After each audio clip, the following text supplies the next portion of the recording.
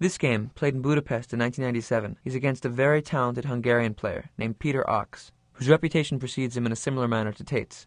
He's a wild attacker, but a little positionally unsound. A good strategy against such players is to guide play into a position where the eccentric player will have to force things to reach a situation that is consistent with his style. Then the truth of the position will be working against him. Of course, you have to be clear-headed to take advantage of these types of situations, and this is easier said than done. I have the white pieces here, and the opening was an Italian game, which is a gradual, slow positional game. I described to you why I entered into this type of thing, because I knew it went against his style. His last move was knight f6 to h5. His plan is knight f4. I played d4, which solidifies my advantage. I have a small edge. He played knight h to f4. Already, this was a critical moment. By playing these last two moves, he made a concrete decision. How do I challenge him?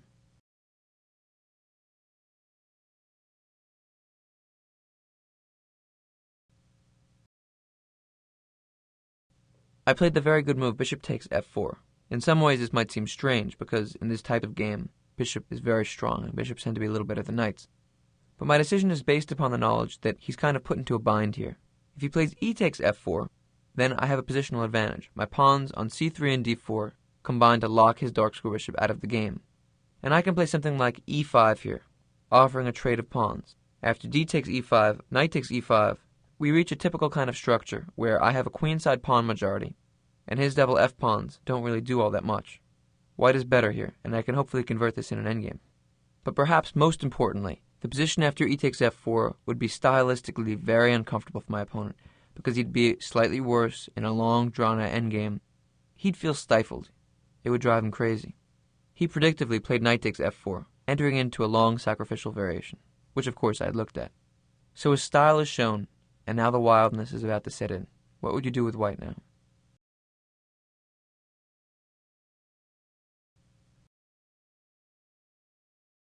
I'm sure you see that he sacrificed his e5 pawn. Should I take it? Once again, here I took the bull by the horns, and I did it. D takes e5. His idea, as I'm sure you see, was bishop takes h3. A piece sacrifice, busting open my king's side and going after me. I had made the judgment when I played bishop takes f4 that this sacrifice wasn't really good for black, and so I used his aggression against him. Of course, this is in marked contrast to the games against Tate, where his little hints of aggression threw me off a little bit. In this one I was much more level-headed. My opponent's aggression was used against him. I fed off of it. G takes h3, knight takes h3. How would you handle this for white? What would your next two moves be?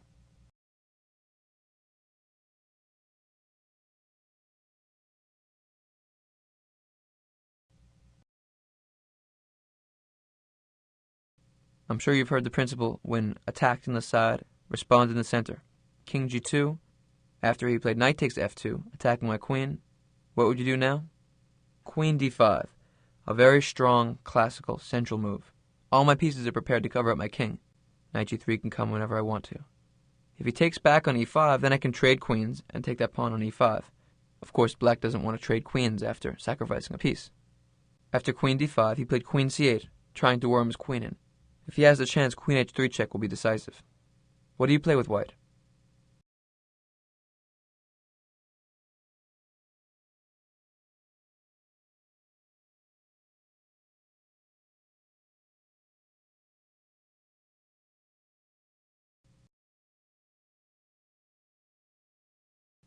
Once again, keep to the principles.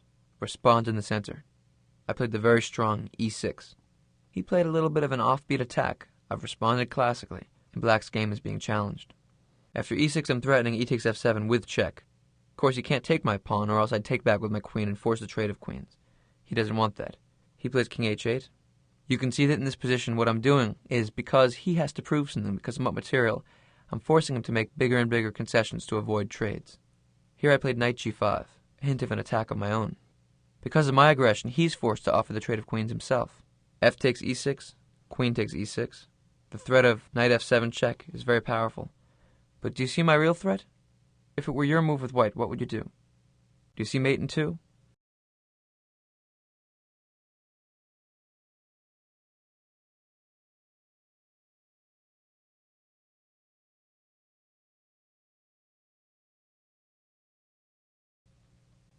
I can force the smothered mate.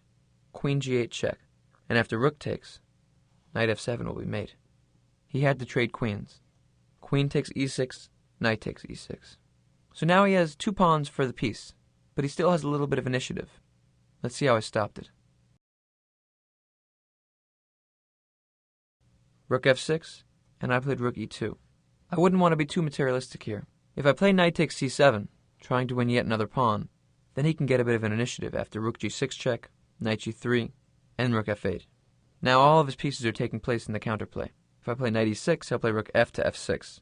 He could stir up some trouble here, maybe h5, h4 later. You don't want to be greedy in these types of situations. I can't go off running around taking pawns wherever I can. I have to solidify. Rook e2 is a good move, pressuring the f2 knight. He played rook e8, and only after he forced me to it. Then I took on c7. Knight takes c7, and now he played rook e5. Of course, rook takes e4 would be self-destructive because it would be trading off pieces when you're behind. Also tactically, after rook takes e4, knight takes e4, rook e1, he runs into trouble. His knight can't move because of a back-ranked mate. He played rook e5. I covered up my king with knight g3. Rook g5. His threat is rook g6. I played knight e6, attacking the rook g4, and now I began to solidify. Knight d4, blocking his bishop out of the attack. Very level-headed defense. I've handled his initiative very well in this game. I've let him force me into taking the pawn. Then I retreated, blocked off his bishop. I'm cutting back his pieces one by one until he'll be attacking with virtually nothing. Knight d3 he played. He's threatening knight f4 check, so I played rook d2, got out of the way. And knight e5, rook f2, offering a trade. Now he's forced to play rook takes f2, and after king takes f2, we can see that all of black's hopes of an attack have disappeared. I'm up a piece for a pawn, and I went on to win the game pretty easily. Again, you can look at the end of this one if you want to in the database. White is clearly winning. So you see, in this game and the first one against Steinhoff that I showed you, I responded in a very clear-headed, quiet manner to my opponent's attack, and it was no problem. I just calculated, worked out that it was no good, and responded. In the 2 games against Tate, on the other hand, I reacted emotionally, and I allowed him to stir up an attack out of nothing. Usually when you play an eccentric player, like the guys who I had these last 4 games against, they're going to try to make something, even if there's no chance. So let them do it, and take advantage of their forcing the position. Chess can't be manhandled. In almost every game, there's a truth of the position that runs through. So if your opponent tries to sacrifice material when he shouldn't do it, then you can take advantage of that and win the game. If you can keep poise under fire, you'll be able to solve the problems your opponent puts before you without any problem. But more than that, think about what it is that throws you off, and shore up that weakness. It may not be attack, it might be positional games that you don't like. It may be crazy games that you don't like. It might be end games, might be middle games, might be openings that you don't know what to do. Whatever makes you uneasy in chess, take it on. Make your weaknesses into strengths. That introspective process is what chess is all about.